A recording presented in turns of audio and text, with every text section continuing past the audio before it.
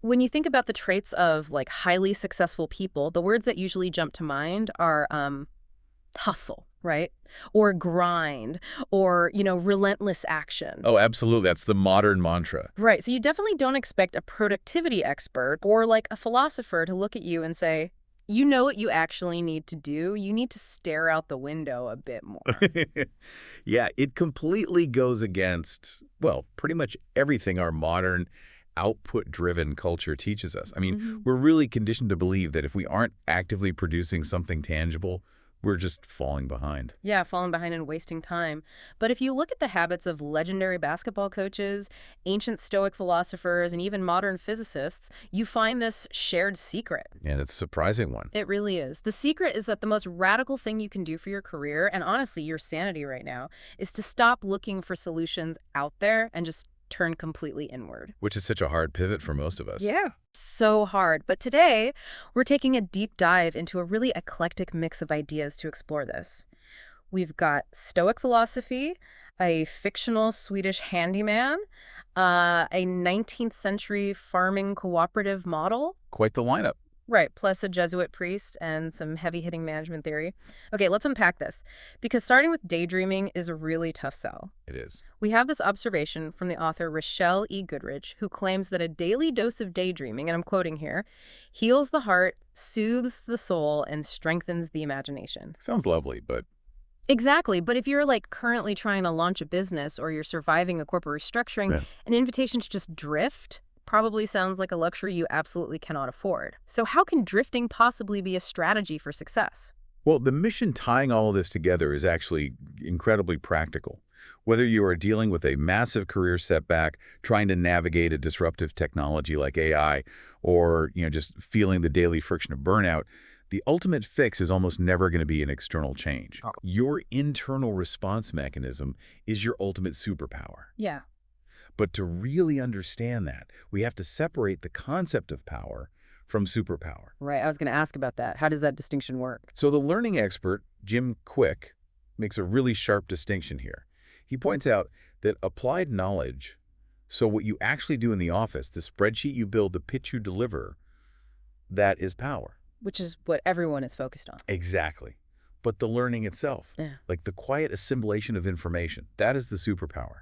Application is an outward act, but learning and imagination are inward acts. Then you're saying the superpower has to precede the power. Exactly. The inner dream must precede the outward act. I mean, imagination isn't some idle indulgence to be cut out of your schedule the minute things get serious. Yeah. It's the absolute foundation of problem solving. Right. If you can't hold possibilities in your mind that aren't yet real, you literally have nothing to apply to the external world. You're just reacting on pure instinct. That makes me think of the physicist Richard Feynman, because he applied this exact logic to parenting, which I just found fascinating. Oh, yes. Feynman is a great example here. Yeah, he believed we shouldn't just be teaching children the mechanics of how to succeed, right? Yeah. Like how to get the A or how to win the game. We actually have to teach them how to respond when they fail. Precisely. Because look at the mechanics of failure. You miss the shot, you don't get the promotion, the product launch just completely flops. It hurts. It does. But the failure itself happens out there in the external world. Right. You have very little control over all the variables that caused it. But the response to that failure, That happens in here. entirely in here. It's Yeah. purely a matter of internal architecture. Okay, let me push back on this for just a second, though. Because in a culture that demands constant visible output, focusing purely on your internal response feels like, I don't know, staring at a blank wall while everyone else is running a marathon. Right, you feel like you're standing still. Yeah. Are we saying you should just sit around and think deeply about running rather than actually putting your shoes on? No, not at all. Yeah. What's fascinating here is that it's not advocating for complacency, It's advocating for a foundation that won't crack under pressure. Okay, a foundation. Think about Feynman's point on character. Character isn't forged on the podium when you win the marathon and everyone is clapping for you. No, of course not. Character is forged quietly, in private, in the thousands of tiny choices you make when absolutely no one is watching. If your inner life is hollow-like, if you haven't done the daydreaming, the reflecting, the quiet learning the very first time you stumble in that marathon, you are going to collapse. Ah, I see. The internal architecture is what actually sustains the external effort. But that raises a real-world problem for me. Because daydreaming and building character in a quiet room, that's relatively easy. But life isn't just sitting in a room reflecting. It definitely isn't. So how does this internal foundation survive contact with, well, a messy reality? And I think that brings us to this concept of the uniform response. And to illustrate this, there's this brilliant example from Frederick Backman's novel, A Man Called O. Oh, yes. Ozo's father. He is the perfect embodiment of this exact idea. It's such a great sequence in the book. Yeah. There are these two very specific, very small moments. In the first one, young Ove finds a dropped wallet, and his father doesn't give this grand, sweeping ethical lecture. He doesn't make a scene at all. Right. He simply asks his son what he wants to do with it, and they just quietly return it. And then later, Ova asks his father why he didn't report a toxic coworker, I think his name was Tom, for stealing from the company. Yeah, Tom was stealing. And his father just says, we're not the sort of people who tell tales about what others do. Just quiet decency, no big speeches. And what's vital to understand here is the psychology behind the father's actions. Like you said, he isn't making a speech. He isn't performing his morality for an audience to get applause. Right. And crucially, with the coworker Tom, he isn't trying to control Tom's behavior. He just embodies his own decency. It's character as a reflex, an action rather than a proclamation. He just does the thing. He doesn't over-explain it. Right. And this connects directly to the Stoic standard of behavior. Marcus Aurelius wrote, "Just that you do the right thing, the rest doesn't matter." The author Ryan Holiday refers to this as the uniform response. Okay, so what does the uniform response actually look like in practice for someone listening to us right now? Well, it means that no matter what external event you are facing, whether it's navigating a global pandemic, riding a massive bull market, finding a lost wallet, or dealing with a treacherous coworker who takes credit for your work. Which happens all the time. Exactly. Your response should be identical. The situation, no matter how chaotic it is, always demands the exact same things from you. Hard work, honesty, and helping others as best you can. I mean, I get the theory, but frankly, it sounds exhausting. It's not easy. No, it takes way, way more emotional labor to be a good, decent person, quietly in the shadows, than it does to achieve conventional greatness, loudly. It's much easier to just post a rant about your toxic coworker on LinkedIn, right? Or blast off an angry email than it is to quietly maintain your integrity every single minute of the day. It is harder. It requires immense discipline. But there's a powerful Stoic axiom here from the Daily Stoic. How you do anything is how you do everything. Oh, I love that quote. It's so true, though. We tend to think we can act poorly in the small, unseen moments, and then suddenly magically rise to the occasion when the stakes are high. But the brain doesn't work that way. It builds habits. Exactly. The brain builds habit loops. That unglamorous, frustrating, unseen task sitting on your desk right now. Yeah. That is the practice ground. It's the training simulator for everything larger. Which is why the Stoics are such a great case study for this. You have Marcus Aurelius practicing this philosophy as the emperor of Rome with literal absolute power. The top of the food chain. Right. And then you have Musonius Rufus, another Stoic, practicing the exact same philosophy while digging in a ditch on a chain gang after being exiled. The lowest of the low. Exactly. The external circumstances are literally as different as humanly possible, emperor versus prisoner. But the uniform response, that inner code, was identical. Because true character is entirely independent of circumstance. Mm-hmm. But, this raises a fascinating tension. If public applause isn't the point, and if being quietly decent in a ditch is just as valuable as being a decent emperor, then our entire modern definition of success and wealth is completely broken. Which brings us to the inversion of wealth. Because if we are just out here chasing external validation, we are likely walking right into a trap. And I think the best cautionary tale for this is the philosopher Seneca. Seneca's story is just a tragic irony. He was a brilliant Stoic philosopher, but he ended up serving under the Emperor Nero. Which was a dangerous job. Very. And in the process, he accumulated massive, almost unimaginable wealth. We're talking vast estates, absolute fortunes in gold. But the mechanism of that wealth is what's so interesting to me. It wasn't just that he had nice things, it was what those things did to his attention. Exactly. On his deathbed, Seneca realized his wealth had completely trapped him. Think about the administrative burden of running massive Roman estates. Oh, it must have been a nightmare. The more he owned, the more he had to protect. Yeah. His mental bandwidth was entirely consumed by managing his assets and maintaining his status with Nero. He became a servant to his stuff. Yes, he lost the austerity and the simplicity that would have kept him free. His possessions literally hijacked his mind.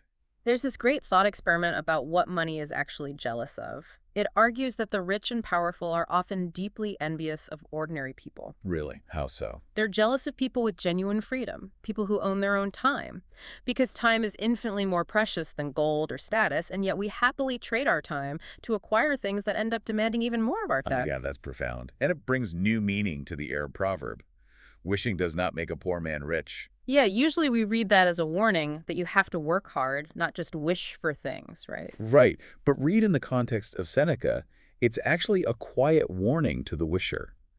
The thing you are wishing for, the executive title, the massive mortgage on the huge house, the viral fame, might just be the very trap that destroys your freedom.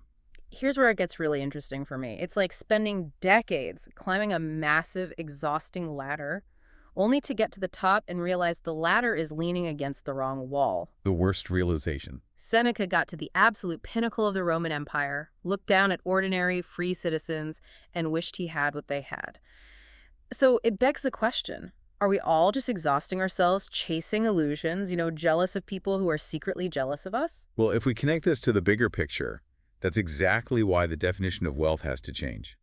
The legendary basketball coach John Wooden understood this perfectly. What was his take? He defined success not as a championship trophy or a massive salary.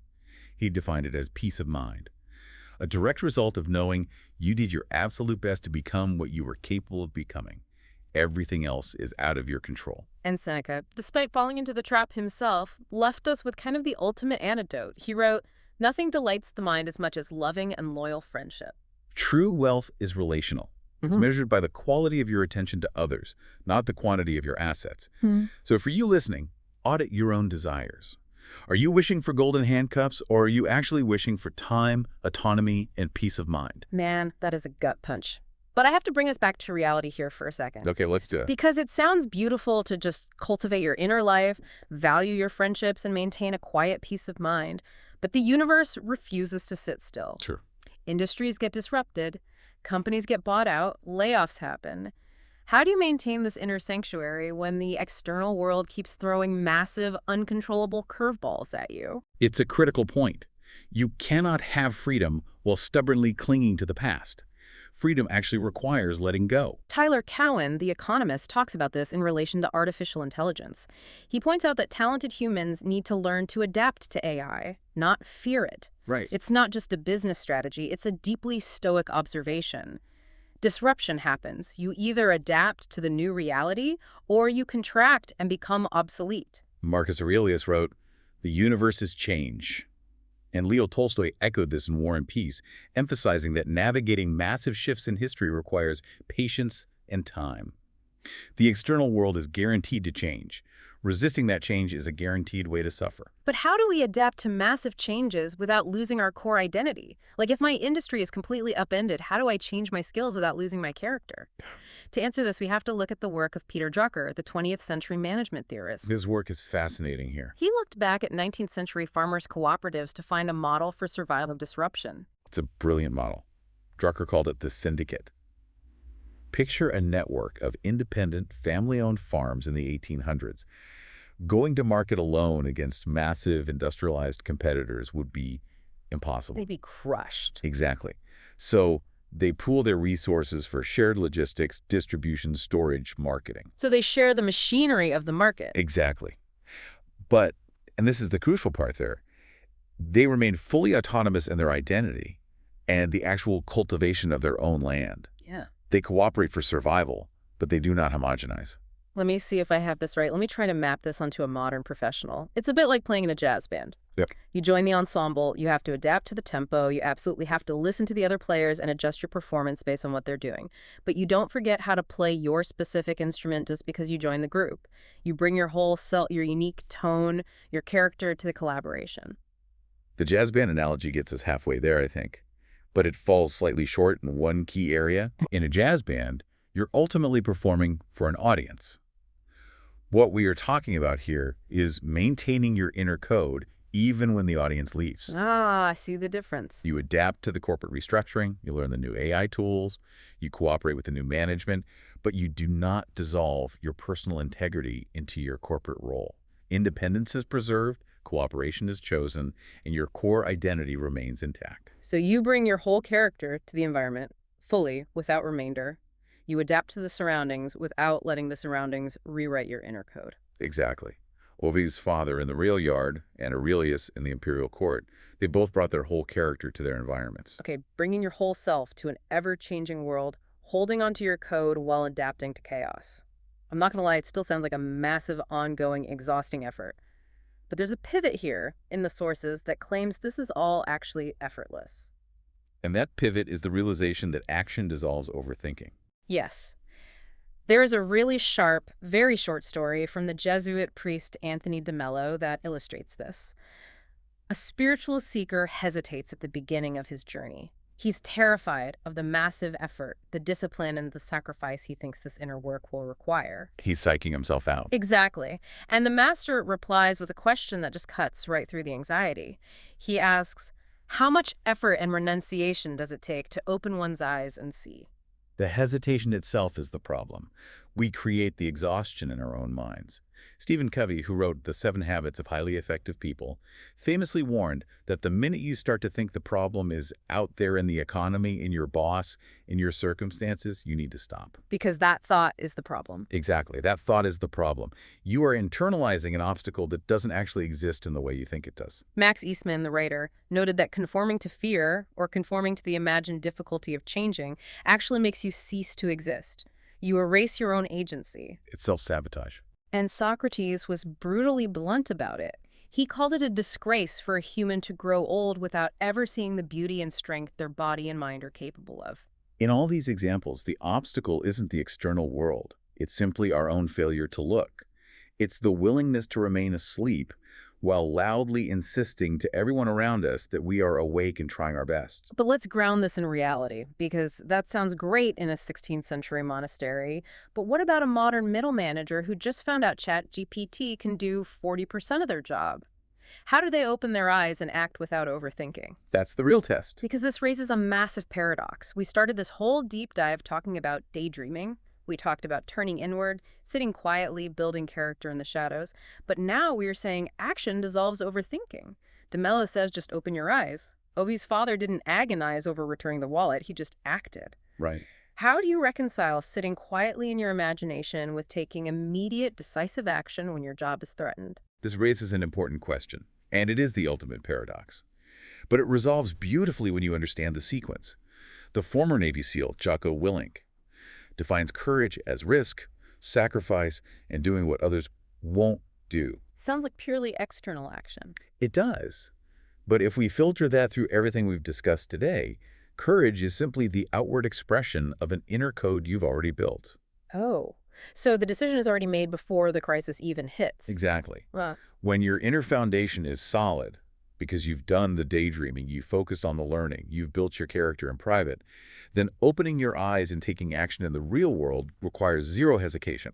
it's automatic. Yes. The middle manager doesn't panic about AI because their identity isn't tied to the tasks AI is replacing. Their identity is tied to their ability to learn and adapt. You don't have to overthink returning a wallet or dealing with a toxic coworker because your inner framework already processed the ethics of it years ago. Action and seeing become the exact same move. The inner work makes the outer action effortless. You front-load the heavy lifting in private, so when the world demands a response, it's just a reflex. That is incredible. The author and pastor T.D. Jakes once observed that the world is a university and everyone in it is a teacher. And looking at the incredible range of ideas we've explored today, he was absolutely right. The curriculum is identical across the board. It really is. We've gone from a fictional Swedish handyman quietly returning a wallet to an ancient Roman emperor trying not to be corrupted by his own ledgers to a modern basketball coach defining peace of mind. And the through line is undeniable. The turn inward is absolutely not a retreat from the world. It is the vital precondition for everything worthwhile that follows. So whatever you are facing today, a terrifying new technology in your industry, a deeply frustrating personal relationship, a public failure, or just the exhausting pressure to chase a version of wealth you don't even really want to rend, remember where your actual agency lies. Your power isn't in controlling the external event. That's just an illusion. A complete illusion. Your power is entirely in the quiet, unglamorous forging of your internal response. Which brings us back to where we started, but with a challenge for you to take into the rest of your day. If we accept the premise that the problem is never really out there, and if we believe that seeing clearly requires only the effort of opening your eyes, what would happen if, just for one single day, you entirely stopped trying to change the people and circumstances around you? If you dropped the exhausting illusion of external control, what kind of terrifying and thrilling responsibility would you suddenly have to take for your own mind?